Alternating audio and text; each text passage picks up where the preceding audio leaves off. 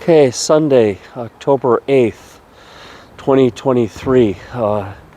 I'm recording from my phone on a selfie stick using a microphone.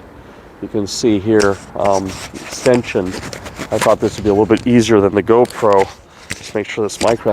I actually did a big long recording, then the microphone realized it wasn't on. So yeah, you always have to do a good sound check, so I have to... It's just like GoPro all over again. I have to learn all this new equipment. So what I want to talk about today, I guess, is two things. One was about this Hamas, and then the other is about, I had a question about, everyone's asking where is the big Russian army, and I have a couple answers to that. So what's going on in Israel? I saw a comment on, someone sent me a Twitter from some Ukrainian guys saying that Israel was attacked by a bunch of homeless people. That is like really far from the truth. This was like a very well orchestrated attack, and if anyone knows anything about Hamas, that's basically Iran. It's like the Wagner version of Iran, It's like Iran's Wagner group.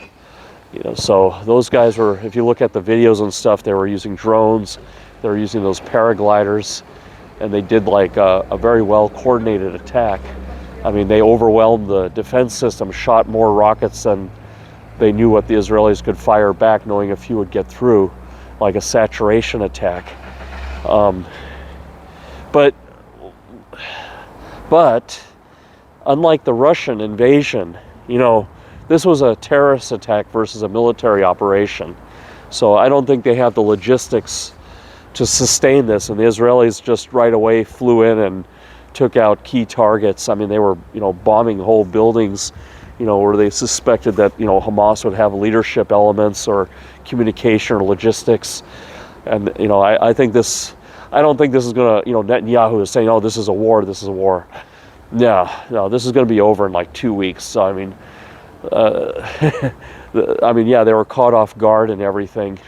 And this was an interesting issue about the communications, right? That they were able to evade detection. The Israelis, the Americans have very good surveillance on communication, and they used pigeons or snail mail or something to transmit messages, or just couriers, some delivery guy just carrying messages back and forth, like the way Bin Laden was doing. And and it took a long time to track that down, But I think now that the cat's out of the bag, as they say, I think the Israelis are gonna, you'll see it in the news for like 2 weeks, and then it'll just go back to their normal routine of like pounding Hamas, pounding Hezbollah. It'll just go to something like that. I don't expect this to really blow out of proportion. I think the Hamas or Hezbollah blew their wad.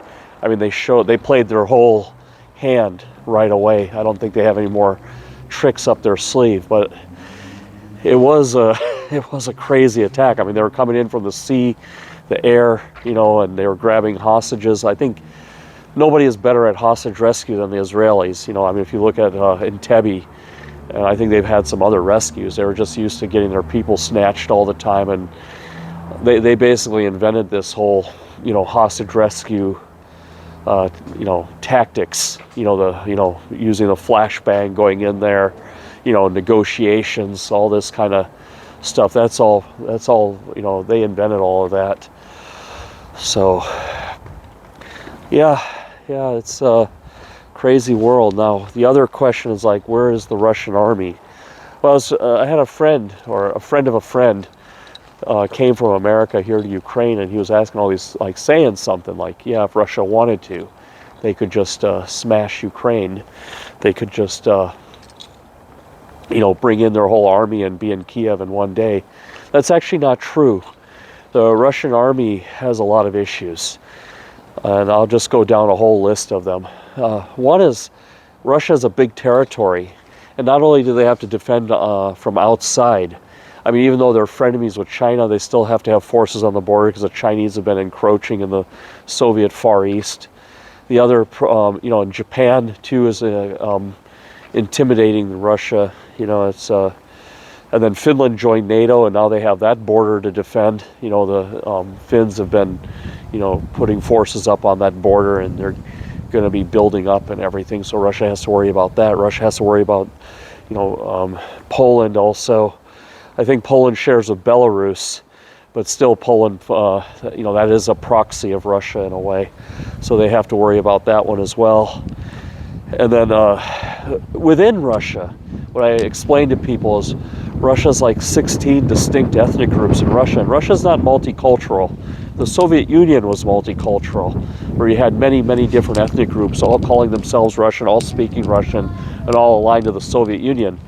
And the reason why that was because this was Lenin's vision. Lenin had a vision of making the Soviet Union like America, where all these ethnicities were aligned to one ideology, one nationality. And Stalin kind of he enforced that. Anyone who was like pro their ethnicity, pro Tatar or pro whatever, they were sent to Siberia or just shot. So you had to go with the program. You couldn't sit there and say, well, we want to be people from Montana first, or we want to be people from South Carolina first and Americans second. No, you couldn't do that in Russia. You couldn't say, hey, we're from Ufa first, or we're from I don't know, all these other cities, Kazan first, and Russia's like a secondary thing. Or we're Dagestani first, or we're Chechenian first. Now that's happening. Putin had kind of slacked on that. He let Russia become multi-ethnic over the years. Russia was kind of falling back into its multi-ethnic versus multicultural. So multicultural is like I said, all these different cultures aligned to one, and multi-ethnic is like Chinatown, right?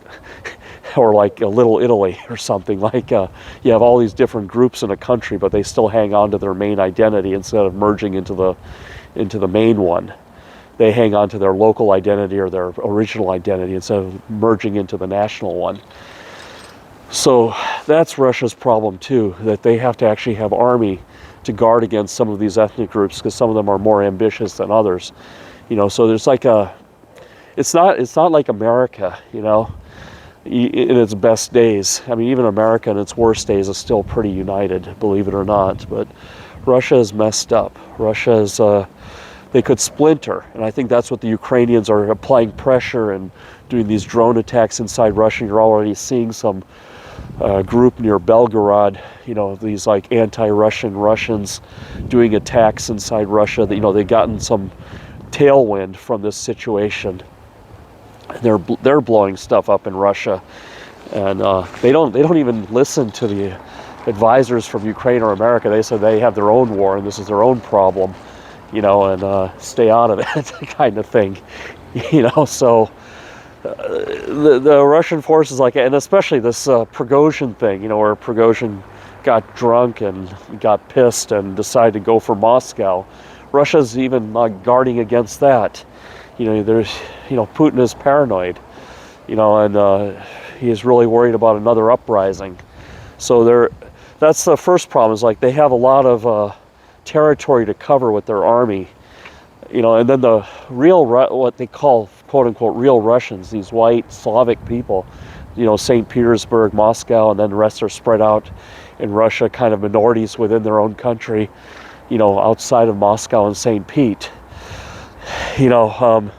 So they have this internal ethnic strife. They have a big territory to cover. And then the other problem is the corruption. They were supposed to do a lot of upgrades. Their army and everything was supposed to be upgraded, but the generals took all the money. And like in America, I explain to people, military corruption is like this. Okay, they give $1 billion to build a Patriot missile system or something, and then they ask for $10 billion more. They go over budget, blow the timeline, but at the end you get something. We got the Bradley fighting vehicle. That was an incredibly mismanaged program. Patriot was also way over budget, way behind schedule, but we got something. F-35, way over budget, way, but we got something. So in America, you'll pay 10 times what it really costs, but you get something that works, and it works pretty good. In Russia, you don't get anything. They just take the money. They're more efficient that way. I mean, they just grab it all. They don't even deliver anything. So, you have Russian soldiers, aren't properly trained. They haven't got the proper food rations. The equipment is old. It's not maintained. And this is playing out on the battlefield. They do have a 10-to-1 advantage. They do have But if you don't have logistics, you don't have training, you don't have maintenance and all of this sort of thing, and your soldiers aren't eating well every day, well, you're going to get these kind of problems. And what else is going on over there? It's like, okay, so we talked about multi-ethnic country problems, we talked about their border problems, we talked about the corruption in the military, and then last but not least is the management. They have a very, very poor management culture. It's they don't tolerate internal opposition in Russia, like in America in a company, especially a tech company, or even here in Ukraine.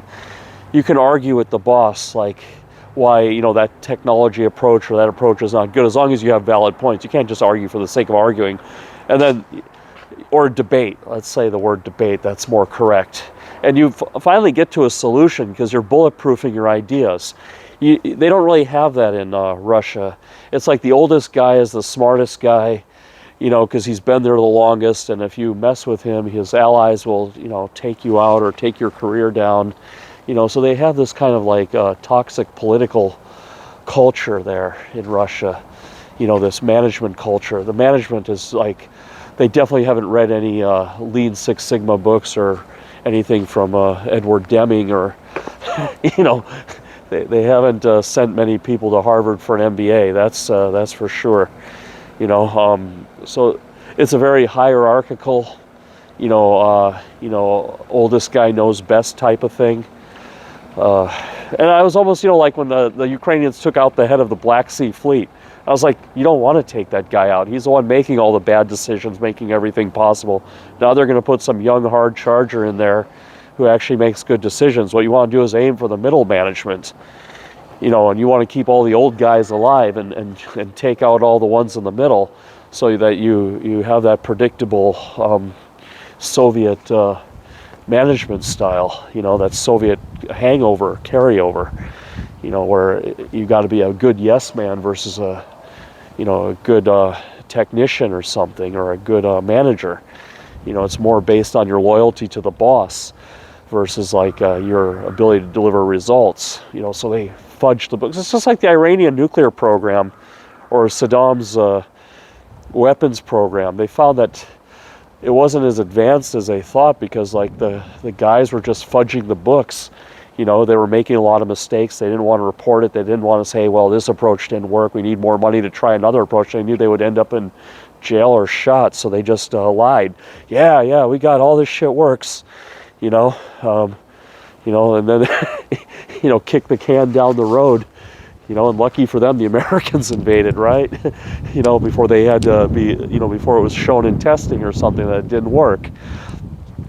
So Russia's a lot like this. It's kind of like a gangster corporate culture, and it's with the sophistication of the weaponry in Ukraine and the training that they've gotten. The biggest training Ukraine got from the West was this NCO culture, like being able to take decisions at a lower level, being able to, like a senior enlisted guy, a guy with 5 or 10 years experience could take charge of even a company-sized unit of soldiers, like, something like, I don't know, 90 soldiers or something, or I think, platoon is 90, I believe, and a company is like 180. 3 platoons make a company. I forgot the total breakdown, but NCOs can take charge of units like that.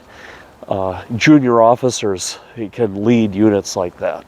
So you have both junior officers, non-commissioned officers, and if they're cut off from command, they understand the overall strategic objective, and they understand the part they play in it, and they understand why they got to take that hill, and they can come up with creative approaches, or they can come up with some alternative objective or something.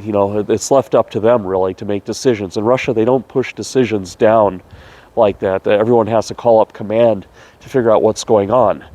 And that is really playing out in Ukraine. I mean, Ukrainians are targeting, they're not wasting, these HIMARS and things we're giving them, ATACMS, or, these, Storm Shadow missiles. Those are all targeting either command, logistics, troop concentrations, and that's really creates a lot of chaos in the Russian lines. They don't know what the hell is going on. They get an ammo dump blown up, and then the commander's taken out. transportation hub is taken out. It really screws them up. They're used to just being like a giant steamroller that moves forward. But if you take out one small part in that steamroller, the whole machine shuts down, and then you can pick it apart. So the intelligence gives you those key weaknesses to hit, and that's something. Now, is it going as good as we thought? Like I said in my last video, it's not like the Ukrainians are on fire here and going to be in Moscow in a week. I mean, they're using scraps. I mean, they don't really have enough to punch through. I mean, that's just my opinion. They're really being held back, I believe. I believe there is some backroom deals in the West or something like that. People are really hesitant because the Russians have nuclear weapons, that the weapons are either being delivered late or being delivered faulty, not being delivered correctly. Manuals have to be translated. So it's they're being held back. And if you read anything about Western, especially American military doctrine and the concept of limited war, this is what's going on. So yeah, but that kind of answers your question. Where is the Russian army? Well, they have a lot of territory to defend externally and internally. They have to deal with ethnic divisions. They have to deal with corruption, robbed a lot of them. They don't have the training, the maintenance. It's just, it's a big mess. I can't even imagine and then the poor management, the group dynamics. The group dynamics in there between these different ethnic groups. Now like I said, Putin was not a Stalin in that way. He's just taking out personal opposition. He didn't have this like greater vision of a Russia. His Russia, I think Putin is this guy who believes that Russia should be just the white people, of Russia. And he doesn't know what to do with all those other ethnic groups. And, he's just got like an unstable peace with them. And that's, I think, where the pressure is going to be applied, I think, is to fracture Russia and get them to start fighting with themselves. I think that's where it's going, if they keep up the pressure. But who knows? Who knows what kind of deal, he can buy people off, or they have a lot of resources. That is a problem over there, is that India, China need those resources. And that's, I think, where the West, and I think the Republicans got to get on board with this, is like, we got to find an alternative to fossil fuel. I'm a personal believer in nuclear energy. I mean, I studied nuclear engineering, and it can be done super safe. Even Bill Gates says it can be done super safe. Even Greta Thunberg, says nuclear power can be super safe. And then that would be like, once you get that done right and you standardize the design of a nuclear power plant, so every one of them is like the same, like a Walmart. You go into every Walmart, they're all the same. Or in any Hy-Vee supermarket, it's like a franchise, or a McDonald's. They all have the same boiler, the same pumps, the same this, the same that. Workers can be interchangeable.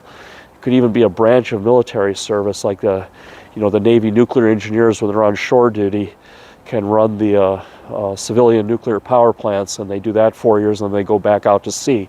That could actually be like something taken in under the military, since it is a part of our national defense. That would be energy independent. It's just like the strong borders. We need to have that border wall too. People need to come in the country the right way.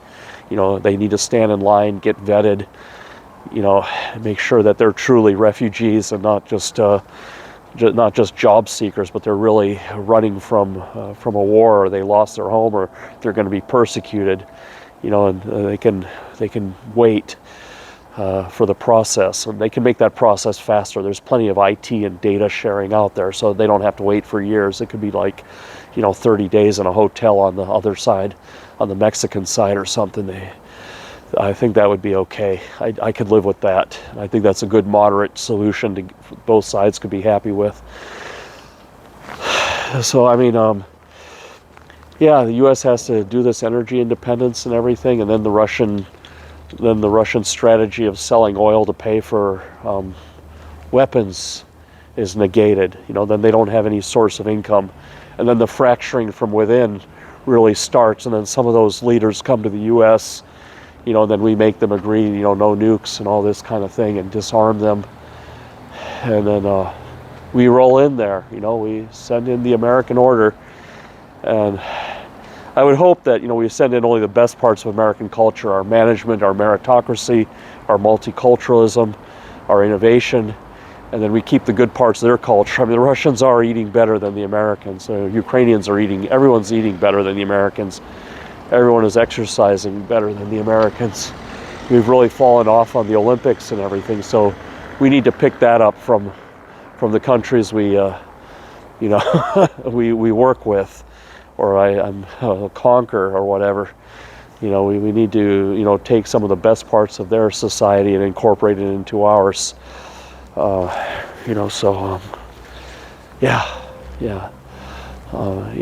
that's those are my thoughts. I hope that answers the question, where's the great Russian army? It's all over the place. They spread out all over the place. They don't talk to each other. They're stealing from each other. They hate each other. So yeah, that's how it is over there. If you think America's divided, America's got problems, you hadn't seen nothing yet. I mean, I think America's divisions and problems are very, very superficial, compared to what's going on over there. There's I think Americans need to travel more and see these things for themselves. I mean, even in Europe, right? I mean, some people give me a lot of crap when I say I'm Norwegian, because I have a Norwegian passport.